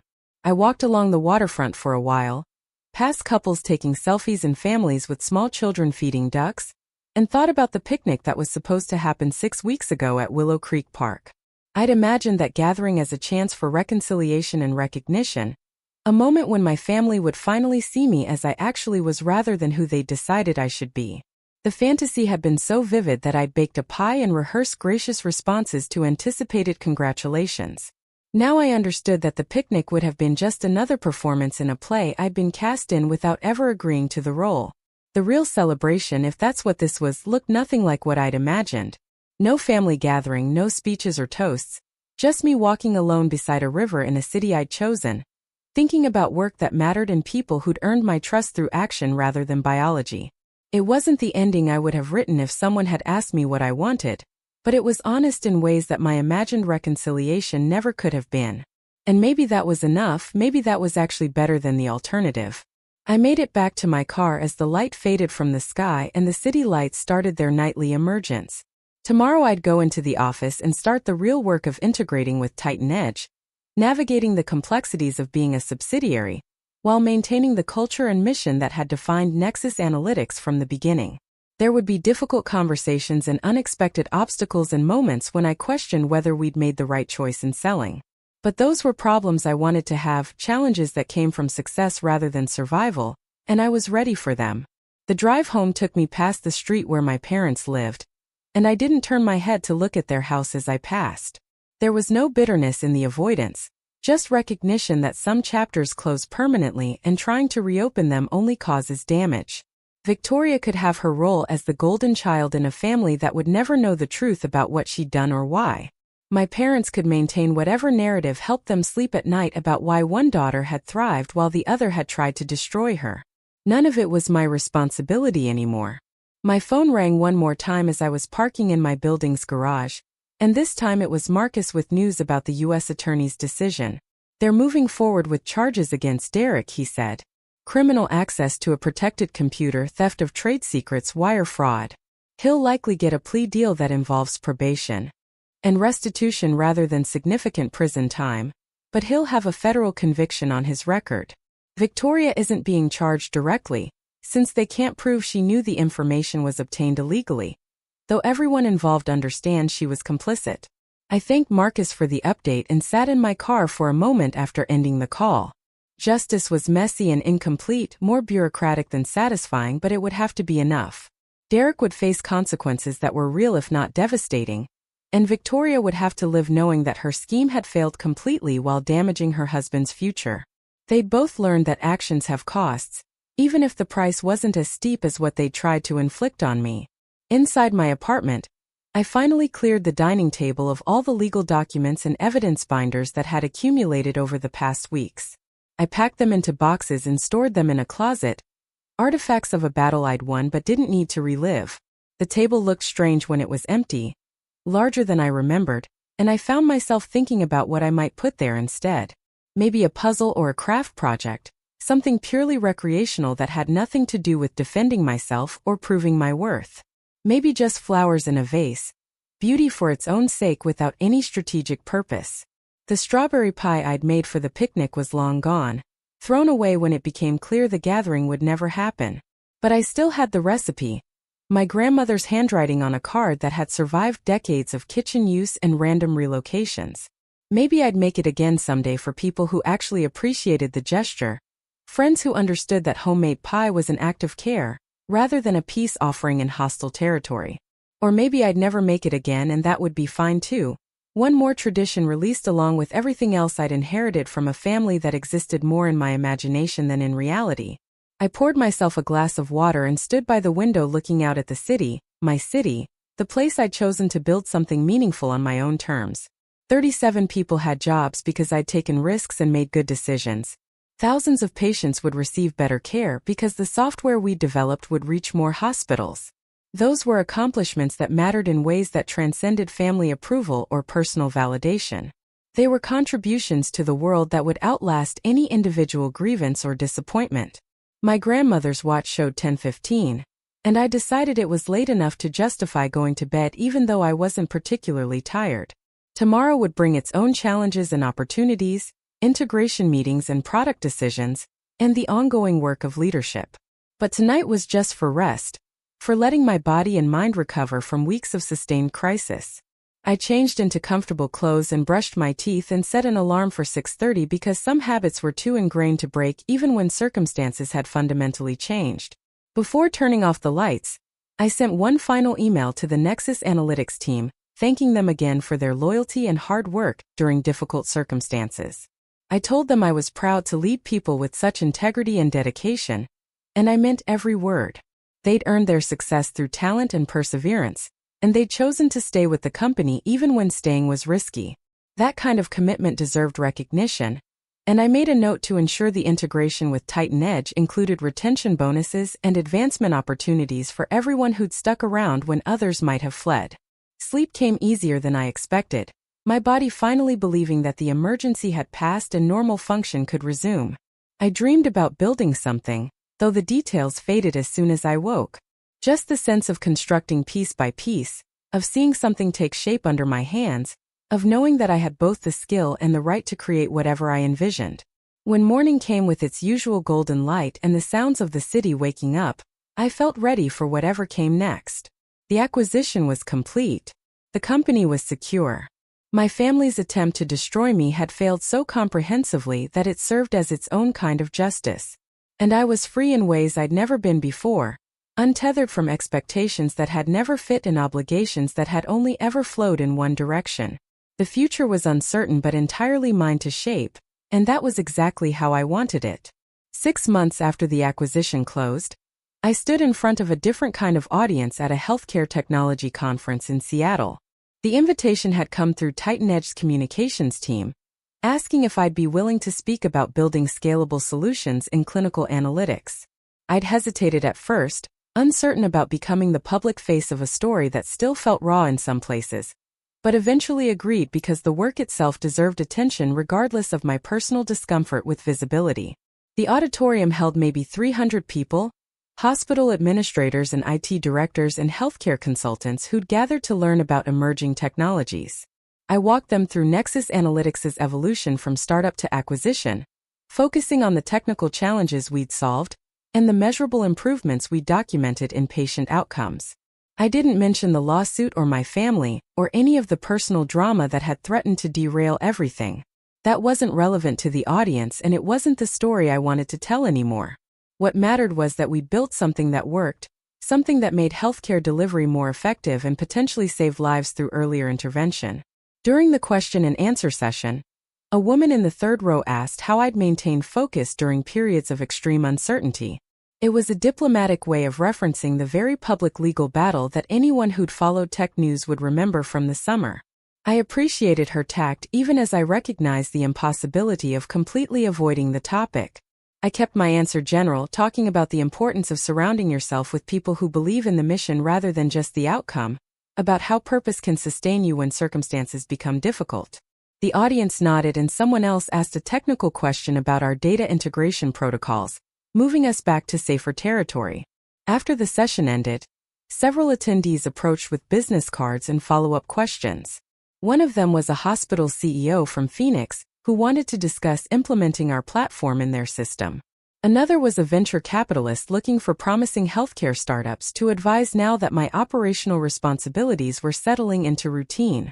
I collected their information and promised to follow up, feeling the strange satisfaction of being sought after for my expertise rather than having to convince people I knew what I was talking about. The shift was subtle but significant, a change in how the world perceived me that reflected the internal transformation I'd undergone. That evening I had dinner with James Fitzgerald, who'd flown up from Portland for the conference. We sat in a restaurant overlooking Elliott Bay and talked about the integration progress, about staffing challenges and product roadmap decisions, and the thousands of small details that defined corporate life. James had been a steady presence throughout the crisis and its aftermath, never wavering in his support even when the situation looked dire. I valued his counsel in ways that went beyond his official board role, appreciated his ability to separate business judgment from personal drama. Near the end of the meal, he asked about my family in the careful way people do when they know the topic is complicated. I haven't spoken to them since the court hearing, I told him honestly. My parents made their choice and I made mine. There's nothing left to say that would change anything. James nodded slowly, and I could see him processing the finality of that statement. He was older than me by almost 20 years, with grown children and a long marriage, and I wondered if he found my willingness to sever family ties troubling or admirable. What he said surprised me. Sometimes the healthiest thing you can do is recognize when a relationship is fundamentally toxic and remove yourself from it. Family gets this special exemption in our culture, like blood relation means you owe people unlimited chances to hurt you. But that's not actually true. You're allowed to protect yourself even from family, especially from family if they're the ones causing the harm. His matter-of-fact delivery made the permission feel real rather than theoretical, and I felt something loosen in my chest that I hadn't realized was still tense. The flight back to Portland the next morning was smooth and uneventful, the kind of travel experience that passes without creating memories. I used the time to catch up on email and review documents for upcoming meetings, falling back into the comfortable rhythms of work that structured my days. The city looked beautiful from the air as we descended, the rivers and bridges and green spaces arranged in patterns that had become deeply familiar over the years I'd lived there. This was home in ways that had nothing to do with where I'd grown up or where my family lived, and I felt grateful for the distance between my past and my present. At the office on Monday, I had a one-on-one meeting with Elliot to discuss a security proposal he'd been developing. His confidence had grown enormously over the past months, his natural talent emerging now that he understood his observations were valued and taken seriously. We talked through his recommendations for enhancing our access controls and monitoring systems, and I approved the budget he'd requested for implementation. Watching him present his ideas with clarity and conviction reminded me why investing in people always generated better returns than any financial instrument could match. Later that week, I received a certified letter at my apartment that I almost didn't open. The return address was a law firm I didn't recognize, and my first instinct was that Victoria had found some new angle of attack. But curiosity won out over caution, and I slid my finger under the envelope flap to reveal a single-page document. It was a notice that Derek Hammond had been sentenced to 18 months probation and ordered to pay restitution of $75,000 for his unauthorized access to Nexus Analytics systems. The criminal conviction was now part of the permanent public record, a consequence that would follow him through background checks and professional licensing for the rest of his life. I read the notice twice, trying to assess how I felt about the outcome. There was no satisfaction in Derek's punishment, no sense of victory or vindication. Just a tired acknowledgement that justice had processed another case and arrived at a resolution that probably satisfied no one completely. Derek would serve no jail time but would carry a federal conviction forever.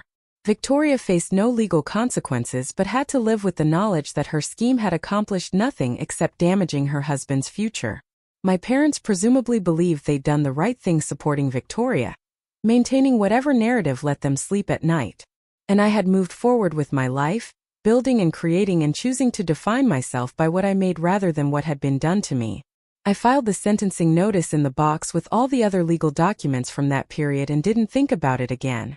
There were more important things demanding my attention, opportunities and challenges that actually mattered for the future, rather than dwelling on a past that was already resolved. TitanEdge had approved funding for a new research initiative exploring predictive models for sepsis identification, work that could potentially save thousands of lives annually if we got the algorithms right. That was worth my time and energy in ways that maintaining anger or seeking additional revenge never would be. Summer turned to fall and then winter, the seasons marking time with rain and occasional snow, and the particular quality of light that made Portland beautiful even in its grayest months. I celebrated my 32nd birthday quietly with friends from the company, people who'd become chosen family in the absence of biological relatives who understood me. We went to a comedy show and had drinks afterward, laughing about work absurdities and relationship dramas and the universal human comedy of trying to figure out how to be adults. Nobody mentioned the acquisition or the lawsuit or asked probing questions about my estranged family. They just treated me like a regular person, which was exactly what I needed. The holidays were easier than I'd anticipated. I dreaded the approach of Thanksgiving and Christmas, knowing they would highlight the absence of family traditions and raise questions about where I'd be spending the time. But when the days actually arrived, I found myself grateful for the freedom to create new traditions rather than performing in old ones that had never quite fit. Thanksgiving was a potluck with friends, everyone bringing dishes and telling stories and playing board games late into the night. Christmas was volunteering at a shelter in the morning, followed by a quiet afternoon reading books I'd been meaning to get to for months. Both days felt more authentic than any holiday gathering with my parents had ever been, free from the undercurrent of judgment and comparison that had always made those events feel like tests I was perpetually failing. In January, I got an unexpected email from a reporter at a business publication, asking if I'd be willing to be interviewed for a feature about women founders in tech. My first instinct was to decline, to maintain the privacy I'd carefully constructed around my personal life.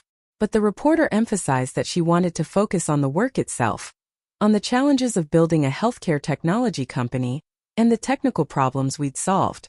She mentioned that she'd lost a family member to a condition that might have been caught earlier with better data analysis, and that made Nexus Analytics' mission personally meaningful to her. I agreed to the interview with the understanding that my family situation was off-limits.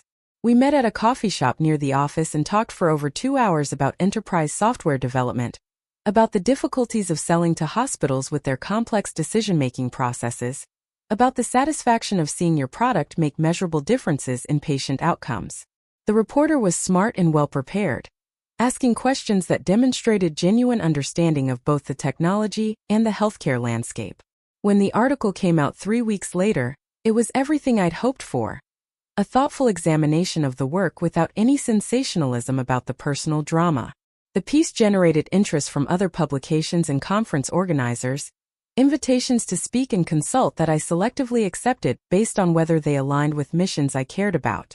I was learning to leverage the platform that success had created, to use visibility strategically rather than treating it as something to be avoided.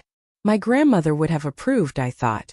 She'd believed in showing up and doing the work and letting the results speak for themselves, which was exactly what I was trying to do now that I had the confidence in standing to do it effectively. Spring brought new growth, both literal in the form of cherry blossoms throughout the city and metaphorical in the expansion of Nexus Analytics under TitanEdge's ownership. We were hiring aggressively, bringing on talent from across the country who wanted to work on healthcare problems that mattered. The office culture was evolving, becoming more structured and professional as we grew, but we'd managed to maintain the core values that had defined us from the beginning. People still cared about the mission, still pushed back when they disagreed with decisions, still took ownership of their work in ways that made leadership feel less like management and more like coordination. I've been thinking lately about what came after my employment agreement ended, about whether I wanted to stay with Nexus Analytics indefinitely or move on to new challenges. The work was meaningful and I enjoyed the team, but I also felt the pull of starting fresh, of taking everything I'd learned and applying it to different problems. There was no urgency to the decision, but I'd started having conversations with mentors and advisors about what different paths might look like, what opportunities existed for someone with my experience and resources. One possibility that kept surfacing was starting a fund to invest in other founders building healthcare technology companies. I'd learned so much through building Nexus Analytics, made every possible mistake and figured out how to recover from most of them, and that knowledge could be valuable to people earlier in their journeys.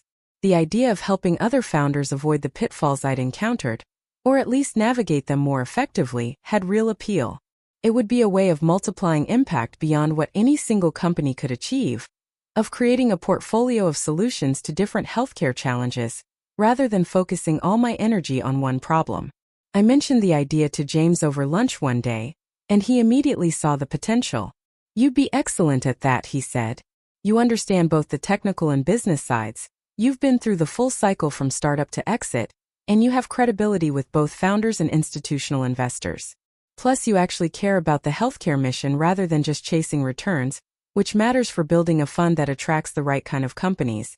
His enthusiasm was gratifying but also slightly overwhelming, making something that had been abstract speculation feel suddenly concrete and possible. The more I considered it, the more the path made sense. I could start small, investing personally in a few companies while building relationships and deal flow. If that went well, I could raise a formal fund and do it at scale. It would be challenging in entirely new ways, requiring skills I'd need to develop around evaluation and negotiation and portfolio management. But the core mission would still be improving healthcare outcomes, just through a different mechanism than building software myself.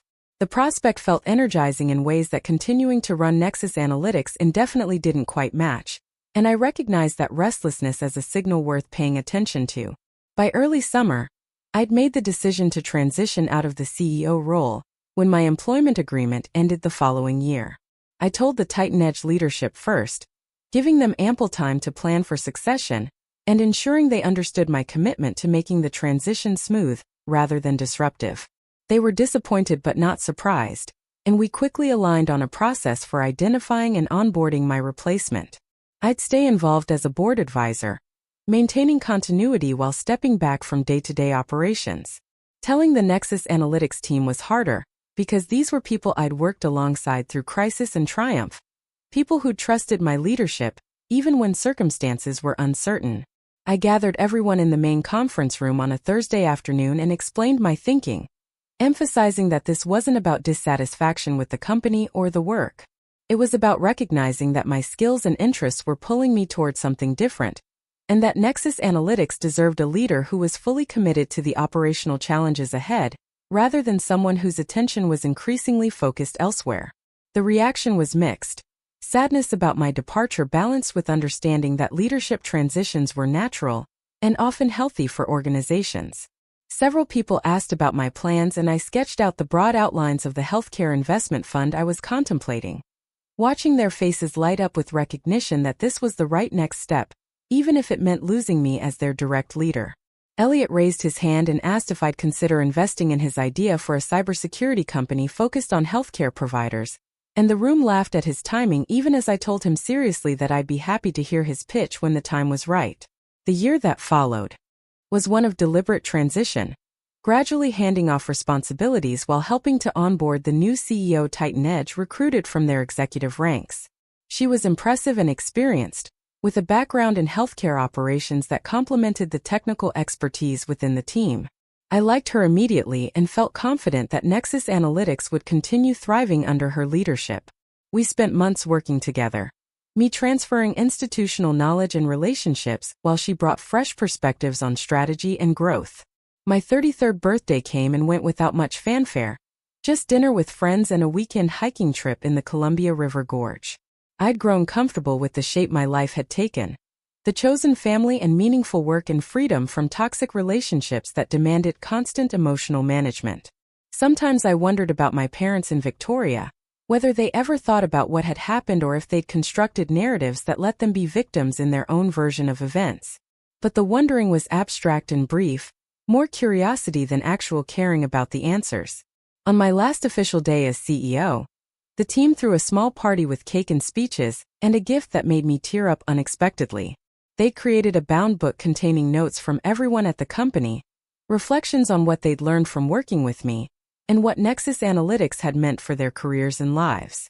I read through it that evening in my apartment, touched by the thoughtfulness and specificity of their comments. These were the relationships that mattered, built on mutual respect and shared purpose, rather than biological accident and inherited obligation. The healthcare investment fund launched officially in September, with initial capital from my personal resources and commitments from several institutional investors who believed in the thesis.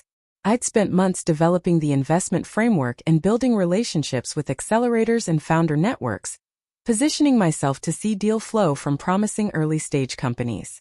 The work was exciting and terrifying in equal measure, a return to the uncertainty of building something new without clear roadmaps or guaranteed outcomes. My first investment was in a company developing AI-powered tools for emergency room triage, helping overwhelmed staff prioritize patients based on severity and likelihood of deterioration. The founders were brilliant and passionate, a husband-wife team who'd met during medical residency and seen firsthand the challenges their technology could address. I spent hours with them refining their pitch and business model, sharing lessons from my own experience about common mistakes and strategic choices that seemed small but compounded over time. Watching them incorporate the feedback and grow more confident in their vision felt remarkably fulfilling, a different flavor of impact than directly building had provided. By the end of the year, I'd made 4 investments and passed on dozens of other opportunities, developing a clearer sense of what I was looking for and what added value I could provide beyond just capital. The fund was small compared to the big players in healthcare venture capital, but it was mine in ways that Nexus Analytics never quite had been once TitanEdge acquired us. Every decision was mine to make, every success or failure a direct result of my judgment. The responsibility was exhilarating and occasionally overwhelming, exactly the kind of challenge I'd been craving. I thought sometimes about the person I'd been 2 years earlier, the one who'd baked a strawberry pie for a family picnic that never happened, who'd believed that professional success would be enough to earn parental approval and sisterly respect. That version of me felt impossibly naive now, though I tried to view her with compassion rather than judgment. She'd been doing her best with the understanding she had at the time, trying to navigate relationships that were fundamentally broken in ways she couldn't yet see. The fact that I'd survived the shattering of those illusions and built something real from the pieces was worth acknowledging, even celebrating in quiet, private ways. My grandmother's watch still kept perfect time on my wrist, its steady mechanical heartbeat a reminder of continuity and endurance. I'd had it serviced recently by a jeweler who specialized in vintage timepieces, ensuring it would keep running for decades to come. The jeweler had asked about its history, and I told him about my grandmother, about her 40 years of teaching and her belief in showing up consistently and doing the work. He'd handled the watch with extra care after that, understanding that its value wasn't monetary but deeply personal. On New Year's Eve, I attended a party hosted by one of my portfolio companies, a celebration of their successful series of funding round and the year of growth ahead. The founders were younger than me by almost a decade, filled with the particular combination of confidence and terror that characterized people on the cusp of scaling rapidly. I remembered that feeling viscerally, the excitement of possibility mixed with the knowledge that you were one wrong decision away from catastrophic failure. But I also knew that they'd figure it out, that competence and persistence could overcome most obstacles if you refused to quit when things got difficult. As midnight approached and people gathered to count down the final seconds of the year, I found myself thinking about Victoria and my parents for the first time in months. Not with anger or resentment, but with a strange detached curiosity about their lives and whether they'd found the satisfaction they'd been seeking when they tried to destroy me. I hoped they had, in whatever way made sense to them, because carrying that much bitterness and jealousy seemed exhausting. But their happiness or lack thereof wasn't my responsibility anymore, wasn't something I needed to monitor or manage or feel guilty about. The countdown reached 0 and the room erupted in celebration. Strangers hugging and couples kissing and someone popping champagne that sprayed across the floor. I raised my glass with everyone else and felt genuinely hopeful about the year ahead, about the companies I'd helped build and the problems we'd solve together. This was the life I'd chosen after everything else had burned away, and it was more than enough. Up next, you've got 2 more standout stories right on your screen. If this one hit the mark, you won't want to pass these up. Just click and check them out.